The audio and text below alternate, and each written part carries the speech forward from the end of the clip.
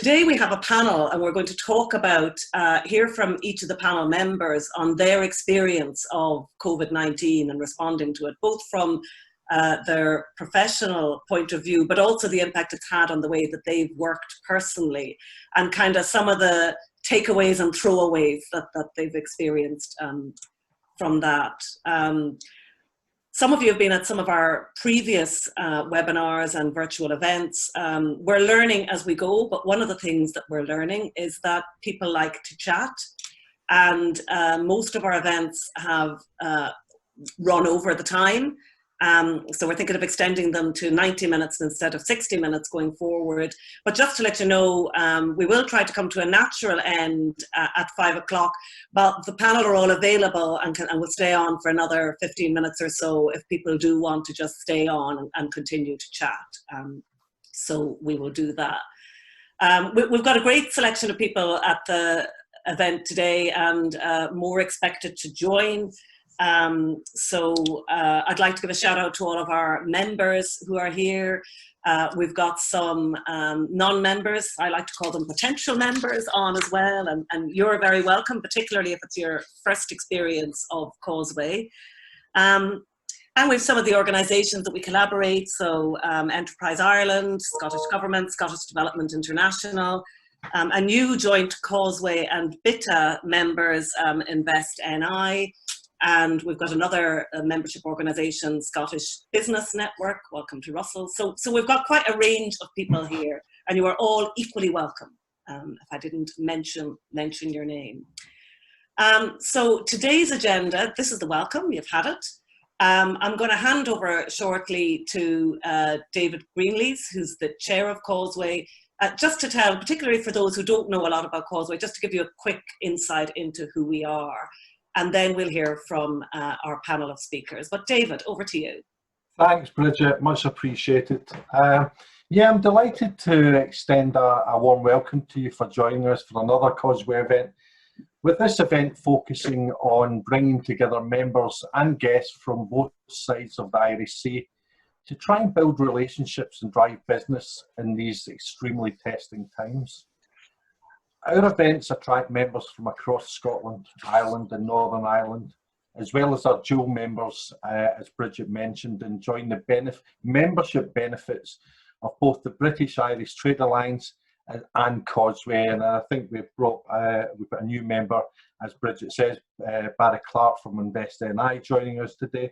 I'm not sure if he's here, can't see without my glasses on, so hopefully he's joined us. So Causeway is a core focus to protect and enhance the trading relationship between Scotland and the island of Ireland, no matter the political or economic environment or landscape.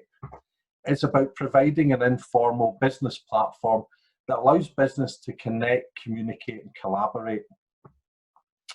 Over 1.5 billion of trade has been exported from Scotland to Ireland, with over 1.8 in return. And over 14,000 people from Ireland provide their skills and talents into Scottish industry, with over 8,000 Scots working throughout Ireland.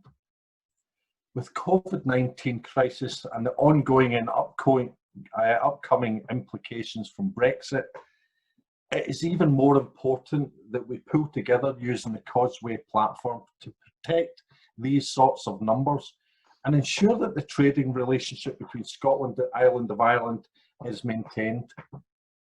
And what is absolutely key to our success over the last few years has been simply people. It's these people that make business easy. Causeway is a platform for growing opportunities and connecting business, and the unique attribute that runs through people in Scotland and Ireland is our willingness to talk and do business in the right way, even a fun way. There truly is a strong sense of partnership, shared ambition, with a very similar trade, industry and cultural focus. In the last 4 years, Causeway has delivered over 40 events across a wide range of areas, from renewables to financial services to tech and innovation. And over 500 businesses and 2,000 people have benefited from these events. The power of people is key to the success of Causeway. And I'd like every single person here today to think about who else could benefit from this platform. And this is a rallying call that I tend to say at most events. If everyone could recommend 5 individuals or companies, that just think of that shared knowledge and opportunity that we could all benefit from as we continue to grow our membership base throughout the Causeway regions of Scotland, Northern Ireland and Ireland. I wish you all a very enjoyable event. The last one was absolutely fantastic on a similar theme. Made a lot of connections. There was some really good outcomes from it. So please interact as much as possible through this medium. And I'll hand you back to Bridget to take the event forward. Thanks very much, Bridget. Great, thanks David. So our panel today then, we're delighted to have Jane McCulloch, the Consul General of Ireland, Scotland, Margaret Whoriskey, who's Director of Technology Enabled Care with Scottish Government. Now you might have noticed the similarity between Margaret's name and my name. That's because she's my sister, so it was easy to twist her arm and get her to join the panel. And we have Martin McBride, who is an international strategy and export consultant with Envision. I'm going to stop sharing my screen now so that we can see each other, which I think is a bit better.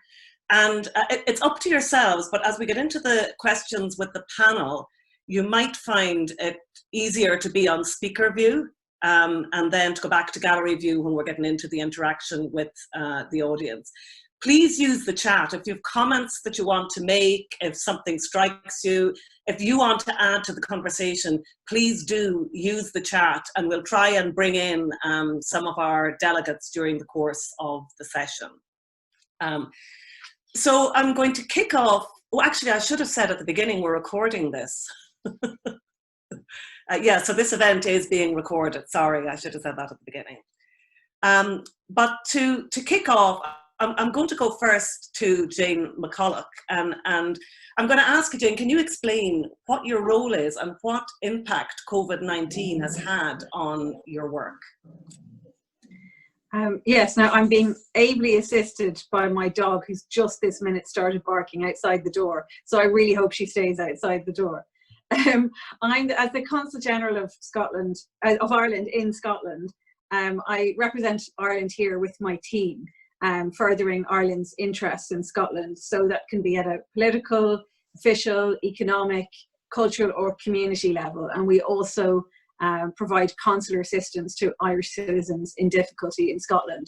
And that's an area of work that obviously ramped up for us a couple of months ago.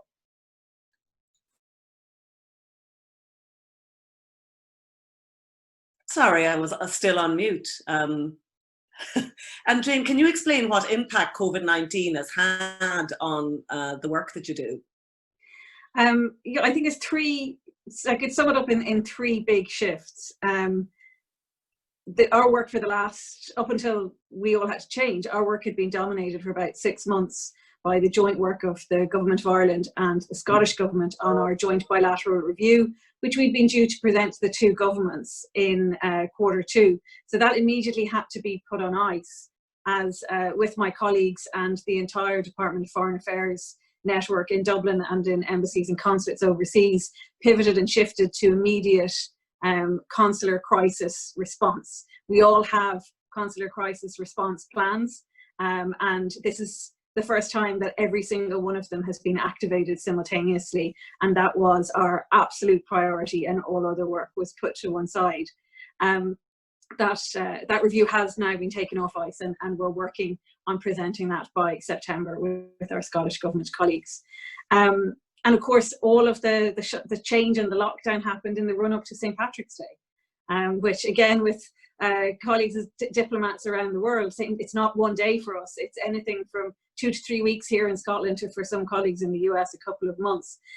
So we've been due to attend events across Scotland, community events, and then I was due to host a reception for 400 people in the assembly rooms, the cancellation of which was like one of the earlier events cancelled in Edinburgh. So I dubiously made headlines in the Edinburgh Evening News for pulling that event. One nice positive that we managed to salvage from that, though, was given the late notice, the food for the event had been paid for.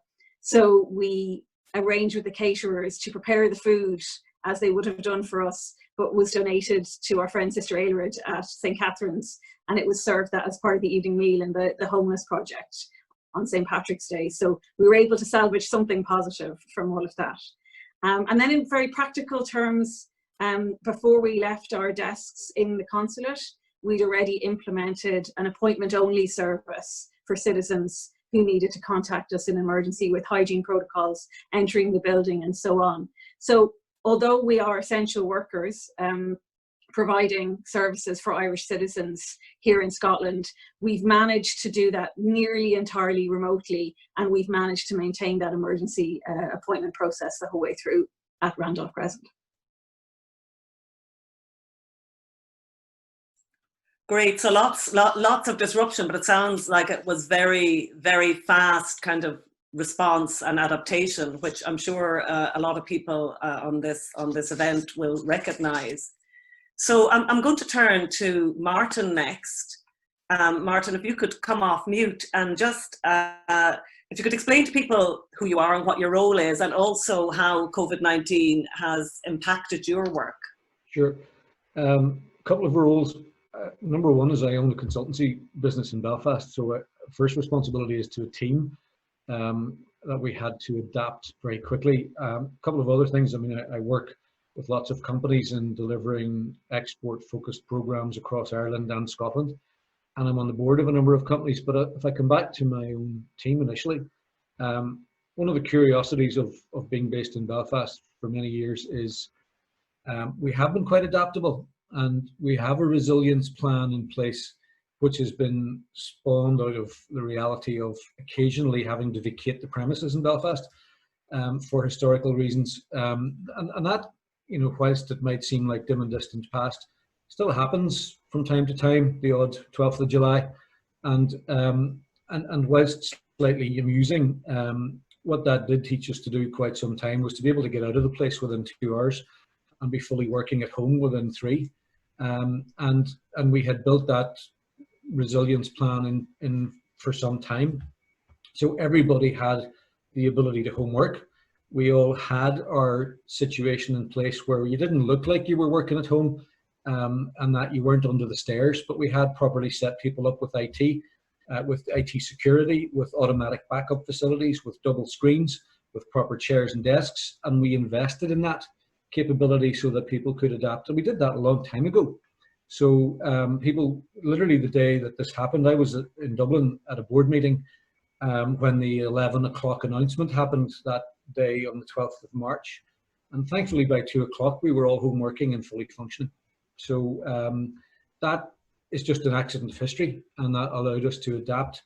And since then, one other thing that's important, and it's a factor of doing work in Scotland, and I do a lot of work with Highlands and Islands. And a lot of time, the delivery model there, they like to adopt a degree of webinar delivery to facilitate the geographic dispersal of the client base. So we run a number of programs, and we migrated online within a week, and even programs that weren't online, we had managed to migrate those online because we were very familiar with, you know, dual delivery and blended learning processes. So thankfully it was relatively seamless, but I don't know that I should claim credit for that. I think that was an accident of history. We just happened to be in a location that sometimes required us to vacate, and that was fortuitous. So we're extremely busy, and that may be because we've been able to maintain continuity. And not only have we maintained continuity with current projects, we've attracted a number of new projects where people had programs that were discontinuing or were stalled and came to us to see if we could fill gaps for them. And we've been doing that. So ironically, we've had a fairly big surge in activity during this whole process, and have responded, and my team have responded and are working their socks off and being very efficient in the way that they're delivering their work to respond to that opportunity. So it's terrible to say it's an opportunity, but I suppose it has created more work for us to work with businesses who need to focus on the future. And that's another maybe observation. Whilst a lot of companies have gone into the trenches to fight for survival, a lot of people have used that time to make sure that when they climb back out of the trench, they do it better and more capable and with some new ideas and some new market opportunities and some new processes in place to come out better and stronger. Great. Thanks, Martin. And it's interesting, the parallels in, you know, just having that kind of crisis response plan or contingency plan or whatever it is in place. Although I would imagine there's some people who'd be a bit jealous that you could go virtual in a matter of 3 hours and have everybody working virtually. Like, to be honest, for the first time we had to vacate East Belfast, we didn't get up in 2 hours. Yeah, exactly. but now we've got it down to a fine art. Yeah, I think everybody will take their contingency planning more seriously. And I do like the idea of kind of taking the opportunity not just to survive this, but actually to thrive under these situations, which I think many organisations have tried to do. Yeah. So I'm going to turn to Margaret now. And again, same question, Margaret. Can you tell people you know, what your role is and how the COVID-19 crisis has changed the work that you do or impacted it? Hi, well, hello everybody, and thanks for the opportunity really to share some of my experience over the last few months. So my role is I'm responsible for a national program which is focusing on how technology or digital can really support health and well-being outcomes for us, for citizens. And it's a program I've been involved in for the last 5 years, building on previous work which is really focused on working across health and social care and other sectors as well, including third sector and housing sectors.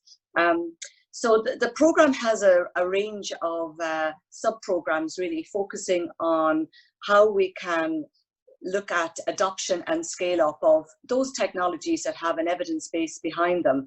But I guess despite my title as technology, as my family know, I'm usually looking for help with home digital support. So my main interest, I guess, is not so much in the technology. Obviously, we need to have an assurance around technology we're using, but it's more about how we can look at the change management and the process changes required to integrate, where appropriate, technology and digital solutions to support it. What's happened in the last few months is we had a plan and a program that was signed off by our board in February with you know, various milestones in that. And within about 3 weeks of getting that plan signed off, there was suddenly the emergency that arose around COVID, and digital came into its own. But my reflection would be that the work we were doing was well recognised, I guess, within local boards and health and social care partnerships, but it was sort of in the nice to do box rather than the must to do box. So there was some really good projects, some really keen teams, but we still had, I suppose most of it you would say wasn't national scale up, even though we had some programs that were focusing on that. So I think with the imperative that with this major disruption, that people were not going to be able to access services in the way we have been accessing them. So we had to, I suppose, do 3 things around the program of work. One is we had to very, very rapidly accelerate work that was already underway. And the example of that was our video consulting service. So we had a grand target of achieving 3,000 consultations a month by the end of March 2021, from a baseline of about 300 a week in March this year. Last week, we had 15,500 consultations taking place in Scotland across primary care and secondary care. That's still, you know, relatively small, but it's a huge acceleration. It's expanded across all the health boards in Scotland, and I think increasingly applying to other services as well. And there's huge amount of learning from that. The second thing we had to do was refocus and reprioritize other programs of work. So we had a program that was looking at supporting people to self-manage their own health condition remotely. And we had, I suppose our main focus was on the hypertension, blood pressure scale up. So we had to look to see, is there learning from that program that we can reuse and support remote monitoring for people that may be experiencing COVID symptoms and also people who might have other long-term conditions who aren't able to access services in the way we did. And the third area was we had new work emerged. And I'm just going to mention two new areas. One is care homes, and I think we've all sort of experienced and read, you know, the real challenges that care home residents and care home staff have experienced in the context of the last few months. So a big focus of what we could do for care homes in terms of digital approaches. And the other is a programme that's called Connecting Scotland. And it was really focusing on, as we're moving to more digital channels for people accessing just day-to-day health and care services, there is going to be a proportional population that are excluded. And it's estimated that about 300,000 people in Scotland do not have ready access to digital for you know, any use. And that can be either they don't have the hardware, or they may have the phone or the tablet, but they don't have sufficient data or internet access. So there's a program of work to look at how can we facilitate people to become digitally connected so that they can access a whole range of services and support. And the big change, I think, as others have referred to, is, you know, we've all had to work remotely. So, you know, that I think has shown how the team and staff have mobilized, have adapted very quickly to not traveling around the country as we all do and traveling out with the country, but actually being able to look at how we can connect in, continue those important relationships, navigate those sort of complexities that I think are still around how we're trying to adapt. And I think huge collaboration. So people have broken down boundaries, and yeah, so I think huge amount of experience. Brilliant. And if I've done my mental maths correctly, in those stats that you gave on, you know, accelerating the program for video calls, it sounds like it's 20 times the number of calls a year early, which is amazing. It just shows what can be achieved, back to what Martin was saying, kind of about the opportunities that something like this can bring. Not that any of us would want a crisis to happen, but actually when it does, how can we respond? I'm going to ask my delegates to have a think about a question. So I'm going to put this question to the panel, but if you look at your chat buttons, everybody's had an experience in the last few months in terms of the changes that have hit us, both the changes to whatever work it is that we're involved in, but also the ways that we've worked. And I'm really interested in understanding what people would like to take away. What do you think? That is really good. That change happened, but this is really good. The way we're collaborating, the way we're working from home, whatever it might be. So what are the things you'd like to take away and keep from these changes? And what are the things you would like to throw away and never have to experience again? And of course, we're not talking about the illness COVID-19. We're talking about the impact that the health crisis has had on the way that we work. So really the impact of the lockdown. So if people could start writing your comments in the chat box, and we can come to you a little bit later. But I'd like to put that question to my members of the panel first. So again, I'll start with you, Jane. What would you keep and what would you throw away?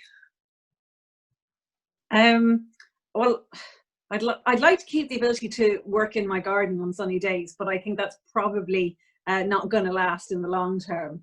I have found, though, as we've adapted to video calls and so on, that for the first few weeks there was an awful lot of sharing that, oh God, isn't this awful, and you know, going through the adaptation phase, which kind of prolonged discussions.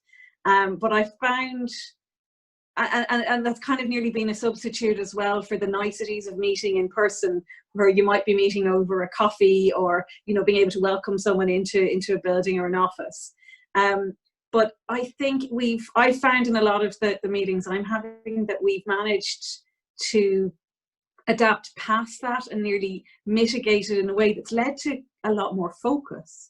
That I think, that only works if we acknowledge that it's difficult and change the way we interact. I mean, we can't pretend that we're all sitting in the room and reading the body language and so on. So, I mean, it's a bit of practice makes perfect, I suppose. But I've certainly found that that my conversations in video and phone calls have been more focused as I've adapted to it, and that's really, really useful. I mean, the bread and butter of diplomacy is spending 60% of your time away from your desk and your office. It's a public-facing role, so it's a massive adaptation for us, and I'm, you know, hungry to get back to that.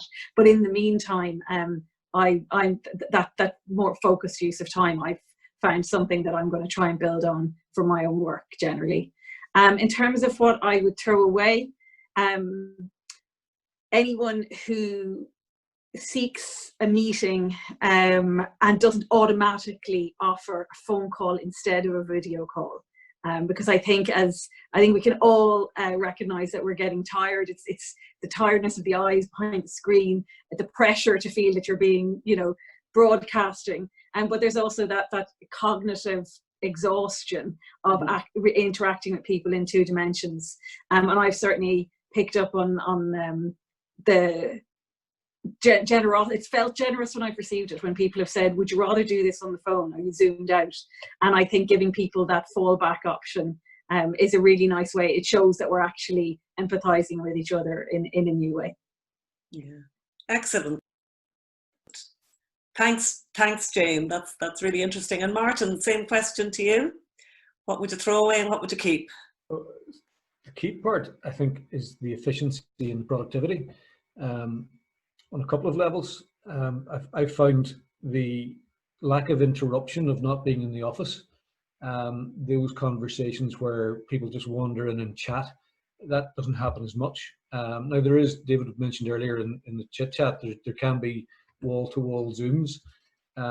Thankfully, I found most of them productive. So there's an efficiency and productivity there that I've been getting a lot more done. My team seem to be getting a lot more done because we've quite good project management oversight processes, and we're getting through stuff just much more quickly. And that's partly maybe through lack of interruption.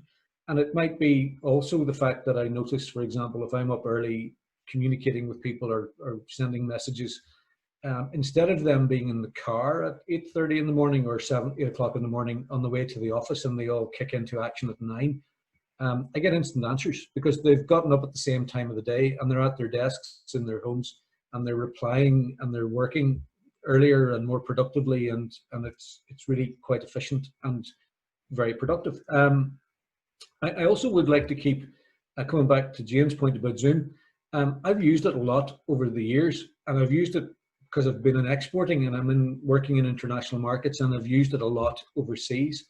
But people at home weren't as accepting of using it on the other end here. But now lots of people are. So therefore, I would keep that to an extent, you know, and I think it would help us then cut down on travel and flights. And, you know, it's one of the things to throw away. I, on the flip side, like travel.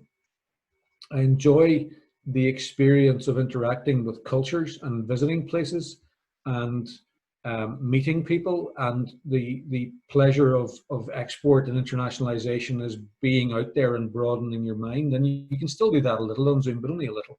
And, you know, so I would like to go back to having the option to travel.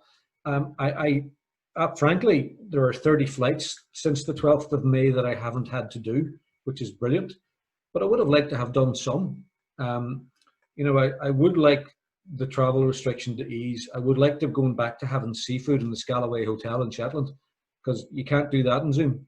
And I try to work in places I enjoy being. And maybe I'm old enough to have the luxury of being able to do that. But, you know, there are things where working with exporting companies and visiting markets and engaging with people, that life and pleasure can interact, and that is missing at the moment. I'm looking forward to getting that back. So I dump some of the restriction on travel, but I'd like to keep some of that efficiency and productivity. Okay, great. And Margaret, what would you keep and what would you throw away? Yeah, just echo again what's been said about efficiency and being able to rapidly move things forward that might have taken months and months before. I suppose one of the things I think I mentioned earlier was collaboration, and I think one of the things I'd like to keep is that people have stepped out of their normal ways of working. We've broken down some of the silos. And I think there's been a very clear aim and direction of travel where everybody's rolled in to really try and deliver on what's needed to be delivered. So I think we can sort of retain some of that ability to keep that focus, you know, the focus on the sort of outcome we're trying to get to, and a lot of time and energy can go on some of the sort of you know, silo-based sort of views and concerns. And I think what I'd throw away, I think you can be very efficient working remotely, but I think the intensity of the last 3 months, I think is trying to get into some more moderate way of having things that, yes, you need to do today, but also just a bit of space for some of that sort of more sort of medium term approach. And I think, yeah, having a balance of, I think, being with people and traveling. And I suppose on a personal basis, I think the bit around community connectedness that I think has emerged from neighbourhoods beginning to connect in with neighbours that previously we didn't have time to do.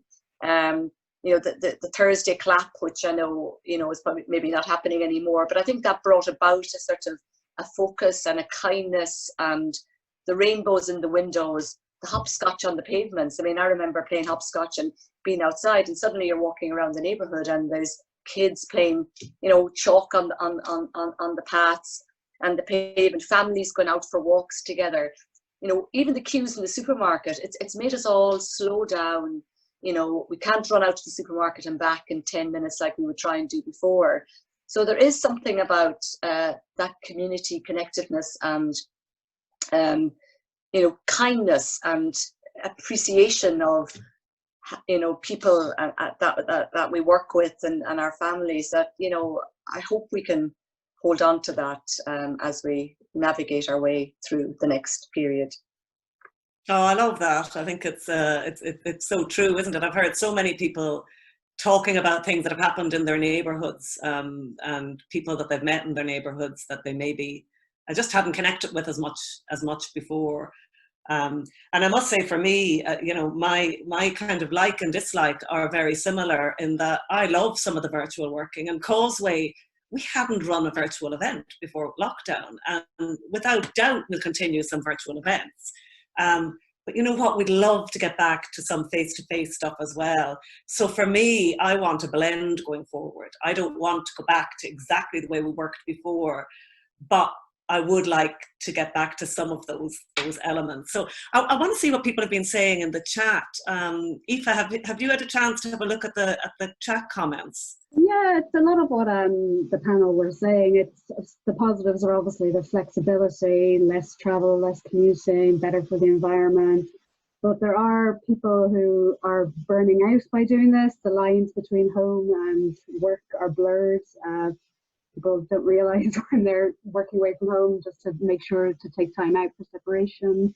There's other people who say it's a good time to connect with their clients. They're finding working from home more productive, business is busier than ever. I think Scott King, do you want to come in here and talk about your experience with Pinnacle? Yeah, certainly over the past while, it has helped our business to provide an aspect more focus internally. We were used to always, being our key goal was looking after our clients, what's important for our clients, and probably spent more time looking after our clients and sometimes looking internal at our own business as to what we needed to do.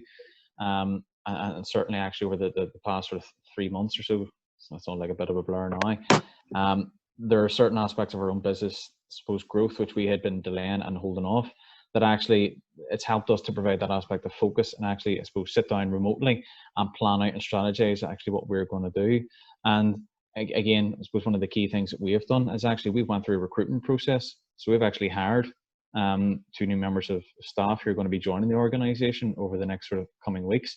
And they're going to be working in a new division that we are setting up. So I suppose similar to one of the comments was passed earlier on, where I suppose some people have sort of retreated and bunkered in. We have tried to see it as an opportunity to go forward further and push ourselves more. But I suppose similarly, the negative that I had commented on is probably doing easily 40%, if not more, hours per week, trying to keep everything going, because we have a duty of care to look after a team to make sure that they're all fit and well and healthy, especially at this current moment in time, mental health as well, and just making sure that everyone is taking care of themselves. And again, as you mentioned, Aoife, this whole aspect of it all blurring together. You know, I've probably like a range of people here. I have 2 young kids, so you're trying to flip from maybe helping a client develop a proposal form to going into homeschooling, and then coming out of that and then going back into work on a different scenario for a client, whether it be a grant or something like that. So it's been sort of swings and roundabouts, highs and lows. But again, I think we're the type of people, we always just try to see that positive. And certainly I think our key positive is having an aspect of focus internally and using it to say, no, we're going to set up this division and we're going to go and hire people to do it, and look at that as a positive outcome. Great. That's brilliant. And that's a great example as well, Scott, of the, you know, of realizing the opportunities that this can bring. So not being thwarted by it, but just finding a new way of doing things. But I see as well, as I've been scrolling through some of the comments, that point you made, and I think it was similar to what Margaret said about, you know, you could almost maybe get burnout if people are working 40% more than they were.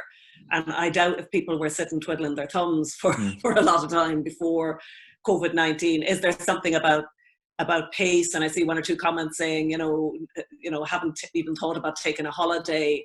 You know, these are all the kind of things that we probably have to start thinking about in order to look after our well-being and the well-being of our teams. And John Corbett, you made a point that I liked, where you were saying, how can we help? You were talking about the rollout of all of these consultations with video cameras. Do you want to say a bit more about that?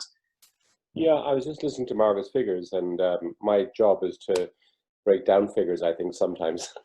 And when one looks at the figures of 15,000, and Margaret has responded already and said that they're already doing something about that, which is great news. And I think that we all have got, especially in somewhere like Causeway, Margaret should be able to come to places like Causeway and say, we have a problem in this. And then she gets people from all different backgrounds who aren't in her orbit, so somewhat to speak, when she's at work, but people who have got very different ideas, and say, well, have you thought about this? Have you thought about that? And she might take something away, or we might be talking a whole lot of gobbledygook. But generally, when I come into a conversation with members of Causeway and say something, I get 6 different opinions back, and some of these opinions are extremely interesting, and sort of force me to think about something in a different way and say, right, okay, not too sure I wanted to hear that, but that's a very good idea. How do I make that happen? So Causeway can do something very valuable in this arena. Yeah, and I did just love to see that. How can we help? I think that is something that you know, maybe we need to get a bit better about asking for help, about reaching out, and I think that's probably happened, you know, naturally in some areas. But we would love Causeway to be a platform like that people can say, well, actually, we're trying to do this. Can somebody help? Have people ideas they can contribute? We ran a session a couple of weeks ago that some of you were maybe at, on connecting cities, and it was about how we can get real collaboration across the 4 cities of Belfast, Dublin, Edinburgh and Glasgow in responding to the climate change crisis. And this is really about how can we help each other and work together to come up with something. You know, we have to get our cities back, and we want our cities to grow, but something's going to change. But how can we do it in a way that will help climate change, and that we could do something better together than any of us could do on our own? And that's an example of one sector-specific area that Causeway is helping in. So we'd love to get involved in some of those conversations, and please do let us know if there's a specific area you'd like to talk about, or just shout out on the chat if there's somebody here that you would like to connect with, or a question you'd like help with. If we don't get to it today, we look at all the comments that have come afterwards, because it's easy to miss it at a session like this. Could I see if there's anybody else that would like to jump on with either a question or a comment? And I'm kind of looking to see if somebody wants to raise their hand or just come off mute.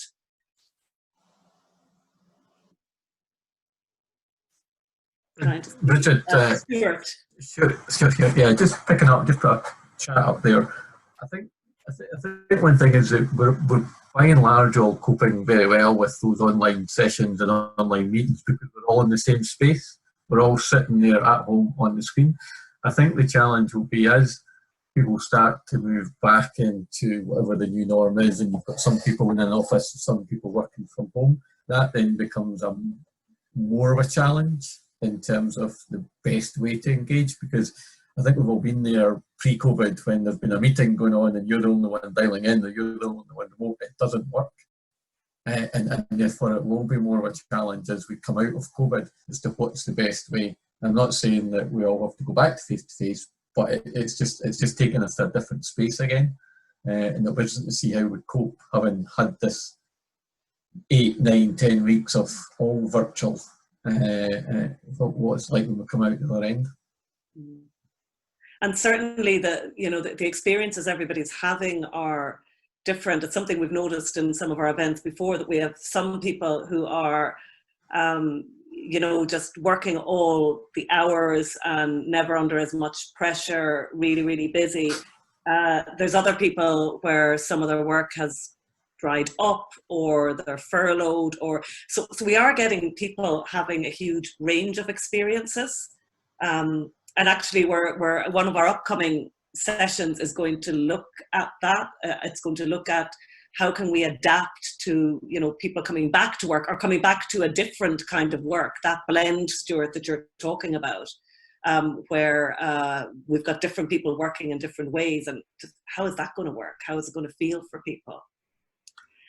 Yeah, John, you wanted to come in again?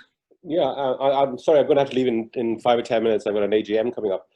One of the things we're going to have to work out is the whole area of offices and how we return to offices. I've been talking to some people, fund managers in Edinburgh for the sake of arguments, and we have the reality that probably we're going to have 20% of people in our offices that were there before. So that means that the occupation costs of an office in Edinburgh, instead of being, say, 80 or 100 pounds a square foot, is going to be 500 pounds a square foot. And that is one heck of an overhead to carry. And that is going to have an effect on investment and in pension funds, in pension levels, and so on and so forth. So we've got to think very carefully about how we're going to adjust and what the new normal is going to look like. Because it's all very well saying, well, we'll just have 20% of people in offices and everybody else is happy to stay at home. But what effect does that have on investment and on major pension funds who are invested in these major offices? Mm-hmm. So it has a huge, huge effect. Just to add to that, John, I was on a call this morning with a company that works in a similar space as that, and they have a lease coming up on a building in London where they currently have 4 floors with several hundred staff on it. And they're currently considering not renewing that lease because they potentially won't need it next year. Yeah.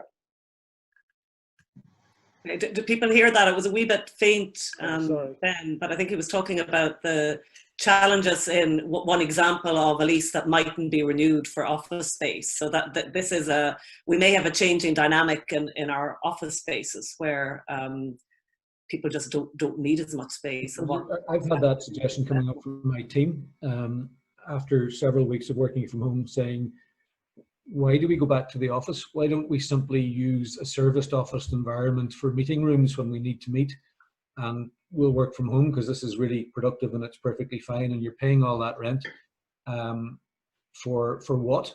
And the irony is actually also, I've been communicating more with my team in the last, 12 weeks, practically than the last 2 years.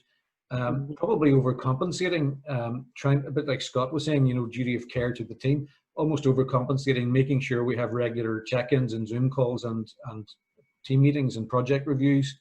Whereas you're in the office, you're wandering around, and I was there physically and passing through and maybe not having enough communication. So the model is working, and it's actually coming from the team that are saying, why are we going back to the office?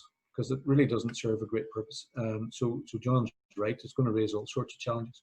I wonder, Martin, as well, is my volume better now? Can you hear me? Yes. Yeah. I wonder, Martin, as well, whether actually we'll see a rush to get back to the office and then a realization that the practicality of being back in the office and kitchens and canteens and toilets and lifts and all those kind of spaces actually maybe we'll see a rush to go back, and then actually this isn't maybe as good as we thought it was, and then a shift back to more flexible working. Yeah, completely. And I think that just mightn't be good enough at the moment either. I think there's a huge pressure on employers to have thought through all of that in advance and have good answers for staff. I think a lot of, you know, people coming back to work are going to expect that all the practicalities of that are taken care of, and that there won't be necessarily easy solutions to those examples. So it's, you know, there's definitely challenges ahead. I want to ask one more question to my panel, and we'll throw it open again then.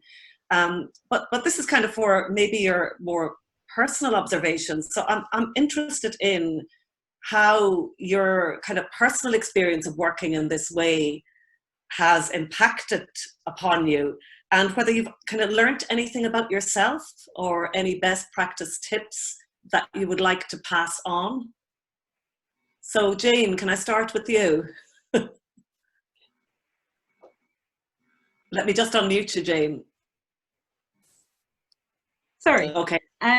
Yeah, and I think picking up on some of the points that were made about people feeling the burnout and so on, I think there's a really simple thing. If we reflect on the time we spent every day, that very often felt like sometimes wasted time, like sitting in a traffic jam. Actually walking to a meeting or jumping in a cab or driving somewhere or just running across the street to pick up dry cleaning, which we don't seem to need to do anymore. They were all kind of natural decompression breaks in a day. And I certainly found at the beginning that obviously, you know, in crisis response, we're all working more intensively and it's more emotionally intensive, and we all had to absorb the bigger existential issues that everyone did. But I realized that I was working without those kind of decompression breaks. And the one thing about working from home means you can use doing the laundry as a decompression break. You know, okay, you don't have the human interaction of bumping into a colleague and so on. I'm really lucky I have a garden. Gardening is really significant to me for my mental well-being. And I was really fearful in the beginning that all of this was going to get in on me and bring me down. And what I thought was my greatest weakness has turned out to be my greatest strength. I'm a functional depressive, which in practical terms means that I live my life without much interruption, but I'm very, very conscious of my mental health, and I know what I need to do to keep myself right. So I was really afraid that as an extrovert becoming a hermit, that I was kind of going to sink under this. So I read everything that came from HR and that was in the papers and listened to the podcasts. And then I realized actually it's all really, really good advice, and it's very hard to adapt to if you're not familiar with those kind of simple ways of managing your life. But it's how I've lived for the past 20 years. So that's allowed me to actually do really well personally through this process, which was, I have to say, a great relief. But it's how I kind of also picked up on that, what those little bits of apparently lost time actually meant as a valuable resource. And, you know, on a rainy day, there aren't so many decompression breaks. But for me, you know, even on a working day, if I can get a bit of compost and soil under my nails, picking weeds between phone calls or whatever, I find that's been really useful.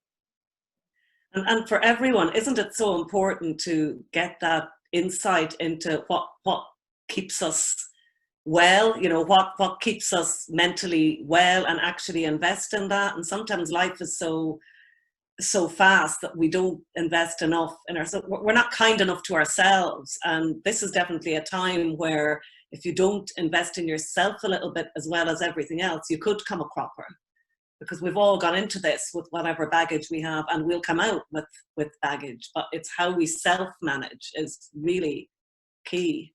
And a lot of it's all very much easier said than done. And I'm lucky that I've learned a lot of these things over a long period of time, and I'm able to remind myself how to put them into practice. And it will have been extremely difficult for people who've come across these things for the first time. And for anyone who's on this call that is struggling with it, I think all I can say is after 20 years of practice, it does work. So try and be kind to yourselves and listen to the podcasts and go out and smell the roses or whatever you need to do to try and absorb those lessons, because they do work. Thank you for that, Jane. That's great. Martin, can I ask you just your personal learnings or takeaways out of this, and how you get through your daily day? Your daily day? Well, listen, there were two comments made earlier that resonated a little. Margaret saying about pace and taking time and being kind, and I thought that bit's bypassed me a little bit too much. And I suppose because my natural instinct on the 12th of March and post was get in the driver's seat and drive this, because I have a team with mortgages to pay, and overdrive was probably the default mode. And that has probably led to something which I wouldn't want anybody to take as a best practice, which is a natural workaholic tendency, which is grand when you drive into it for a 12-week period like this and come out busier and healthier as a business than when you went in. But then something Caroline, I'm not sure who Caroline is, but I saw a point that came up. Sorry, I see you now, Caroline. Yes, a message that came up on the screen as the chats were coming through, which was about the best ideas haven't usually happened at people's desks. And Jane's right, the decompression moments. Driving back from the office, whilst I was complaining about flights earlier, I used to have my flight schedules quite well locked down, so that connections worked and I wasn't wasting time, but I always used them hugely productively to think. And what I found recently is that a meeting that you might say to someone, we'll pick that up next week, and then next week's come along and I haven't thought about it because I've been wall-to-wall Zooming and I haven't had thinking time. So there is a need, I think, whilst efficiency is great, to build in those decompression spaces and find more of those, and just allow yourself to have nothing to do for periods of time other than walk on the beach or go out and smell the roses, or do things like that. So I think pace is great. On a personal level, my daughter's homeworking, being around, she's been tremendously good and been terribly productive and hugely fit because she's been doing 2 hours a day of workouts. But actually being in the house at the same time and having communication time and interaction time with a 15-year-old who has a natural default tendency to go away from her dad or her mum and dad every opportunity she can find. It's been very good having that interaction period. You know, enormously invaluable 12 weeks of close contact that you don't normally have the opportunity to take advantage of. But so on that level, that's been great. You could keep more of that if it were possible. But I think the biggest challenge is maintain some of the efficiency, and find an opportunity to ease off the pace and build more decompression spaces into Zoom, because everybody assumes because you're there, you can just do it anytime or all the time. Yeah. And that's just going to fry your head. And Margaret, from you, some of your kind of personal learnings. Can you unmute? Mute. I think in terms of resilience, you know, I think when you're in that emergency crisis stage, Martin, what you've described, you know, it's command and control a bit. It is quite energizing, even though, you know, we were all challenged with it, but there is that sense of, you know, having to, but then I think you get into this sort of phase, which is, you know, it can feel a bit sort of challenging and sort of, you know, almost that bit of regression. And I think it's how you come out into that more recovery phase, because I guess we're not going to get back to the normal we knew before. So it's how you recalibrate your expectations and the way you live your life and the way you work. So I think being able to, look at your working day and how do you compartmentalize it, look after your own mental health and well-being. So I think you're right. I really miss the ebb and flow of a working day or a working week where, you know, traveling in and out of work or traveling somewhere else. And, you know, you have lots of different experiences. You're seeing different things. You're moving around more. So I think there is something about just attending to that and looking to see how you can accommodate, I guess, and it'll be different for different people, but I think there are probably some good hints and suggestions around how you manage that, how you do take breaks from your day, how you you know, try and just recalibrate a bit, because you know, we're going to be in this for the long term. Hopefully lockdown eases up and we can begin to interact a bit more and do a bit more. But you know, we're not going to get back to everybody leaving the house at 8 in the morning, everybody arriving in the office at 8:30 or 9, everybody sitting at an office for 8 or 9 hours, everybody going home again. I mean, you know, I think there'll be a much more blended approach. So I think it's about taking some of the really good opportunities out of that, as well as sort of addressing maybe some of the risks to how we can get stuck in ways of working that maybe aren't that helpful to ourselves. And we will look for opportunities at Causeway just to continue this dialogue and share experiences, which is part of what today was about. And there's lots of things, and glancing at the chat, I see we've had recommendations on podcasts and things shared. A lot of stuff about mental health and well-being, which is just, it's always important, but not maybe spoken about as much as it should, and particularly important at a time like this. And lots of people just missing, you know, saying hello to people and seeing people face to face. So let me just tell you some of the events that we have coming up with Causeway. So we've a number of events coming up. So on Tuesday the 16th, we've got a focus on preparing yourself and your team for returning to work in the new normal, whatever that is going to be. And we've got Miranda Roberts-Arnold, who's a mental health expert and a hypnotherapist, who will be leading that. Miranda, I think you're still on the call. Do you want to say anything about that event?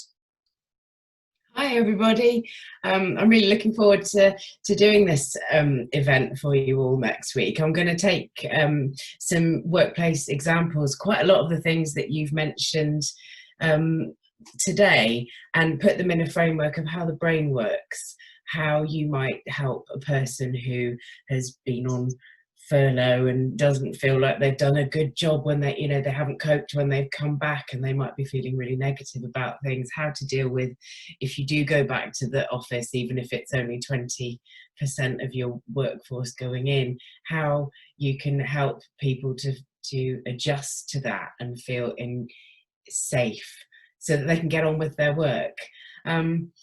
And I'll be there to answer any questions, but it'll be focusing on the neuroscience of why people get anxious, why this COVID thing has such far-reaching implications, but how you as business owners and leaders can help to kind of ameliorate those problems for your team and also for yourselves as well. So please come. Great, Miranda, thanks. And I hadn't said that I'd ask you to say that, so thank you for jumping in. And we'll be sending you the links to register for any of these events if you want, and just spread the word. I think a great way to connect people with Causeway is just tell them to come along to an event. You know, they get a feel for what we're about. And we're hoping over this time to grow our networks. We're really keen to connect with people who think Causeway can help them in some way, and to talk to them about that. We also have Communicating and Marketing Your Way Out of COVID-19 happening on the 29th of June, and we happen to have the presenters of that on the call as well. So I don't know, Judith or Caroline, do one of you want to say something about that event?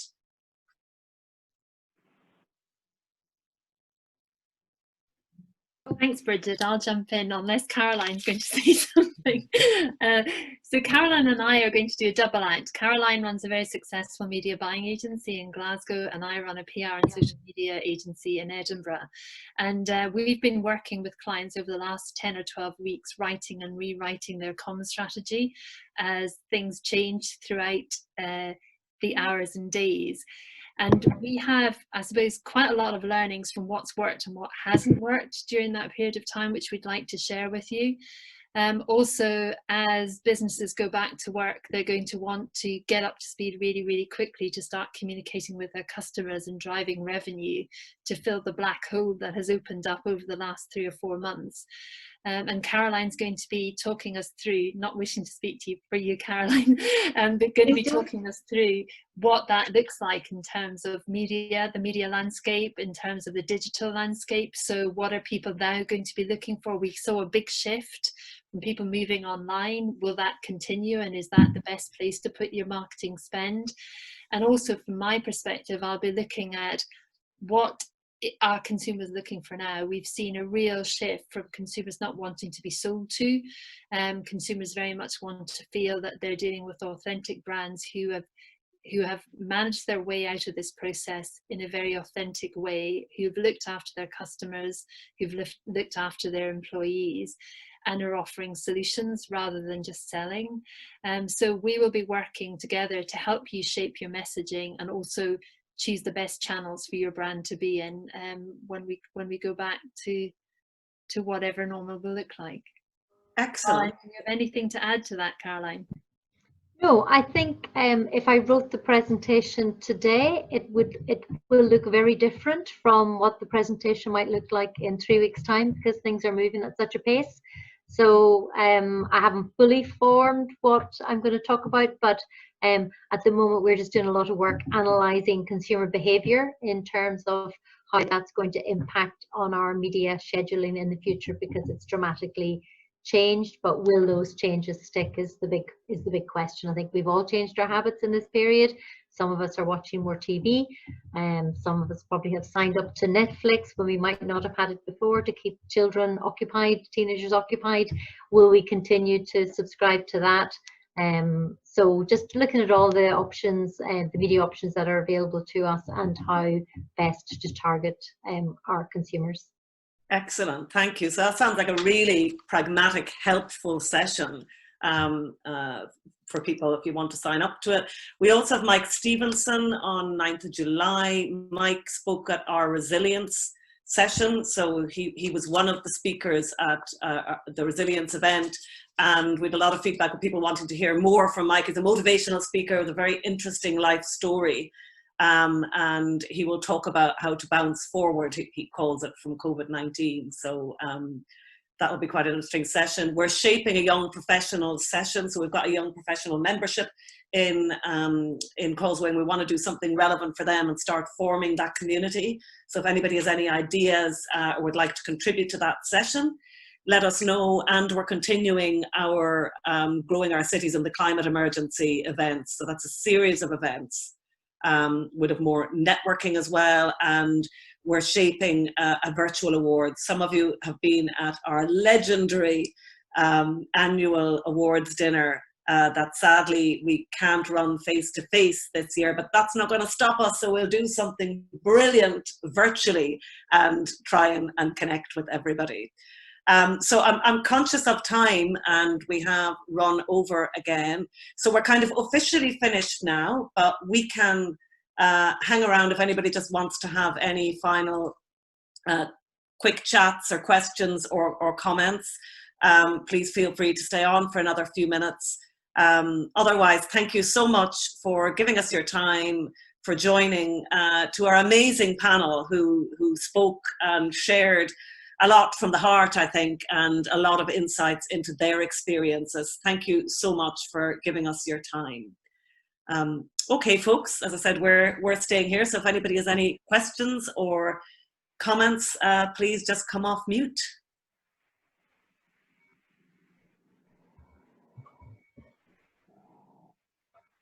Or if people are ready to go, cheerio. We've maybe exhausted everybody. So I would just like to say this is my first introduction to Causeway, so I really don't know very many people on the screen at all. So hello, and I've actually been trying to identify who everyone is. So apart from names, I don't think there's any obvious link to where everyone works by the email addresses. I don't see that being available, but I'll have a chat to Aoife, and again, it's to tailor the presentation in a few weeks to the companies that are there. Yeah, lovely to have you, Caroline. I hope you've enjoyed your first event. We're kind of partly influenced by the capabilities of Zoom in terms of how people's names appear, but it's a good point. Maybe we can look at whether we do something on delegates lists or something going forward, because you won't be the only one who won't know lots of people here. Yeah, we have a few members here today. Gary, do you want to introduce yourself as well? This is your first event as well? Yeah, okay. Hi, my name's Gary Cunningham. I'm an architect, and I'm one half of Cunningham Heaven Architects. We work out of Edinburgh, and in my business partner's based in Athlone in the Midlands. Martin told me about this organisation and then Aoife introduced me to the event, and I thought it was really, really helpful. It felt, yeah, it was nice to hear kind of more experienced business owners speak about their experiences of COVID. We're quite small. We're a practice of 2 people. So actually we worked remotely from each other from day one, because when we started our practice in 2017, I was based in Vietnam and Louise was based in Ireland. So we've always been sort of ready to go in those terms, but it's certainly been an interesting time. And we've really had to push ourselves in terms of business development and harnessing the power of Instagram adverts and various things to sort of cast our net a bit wider. But this has been very, very enjoyable. So thank you. Glad you enjoyed it. Yeah, it's great. Great, Gary, and we're delighted to have you as part of the network. And do just reach out to any members if you want to have a chat, whatever. We're quite a friendly bunch. I can tell. Formal, I think we love just to get people together and have a chat, really. Yeah, great, thank you.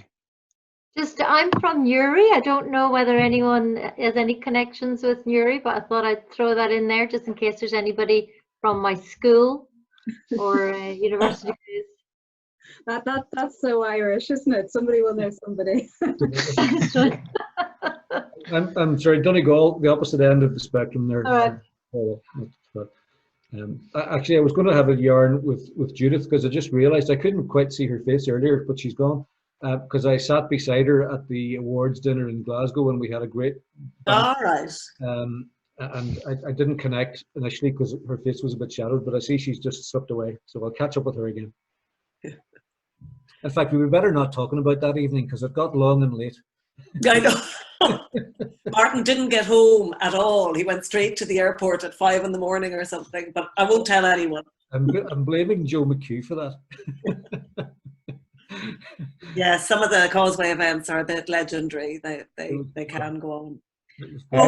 Martin, I think that was the night that Glasgow School of Art went on fire. It absolutely was. There is no doubt about it. And we were sitting in the bar with the Glasgow Provost, and Mark Hannafy was there, and a few others, and we were all completely oblivious to that event taking place just around the corner, or a few blocks away.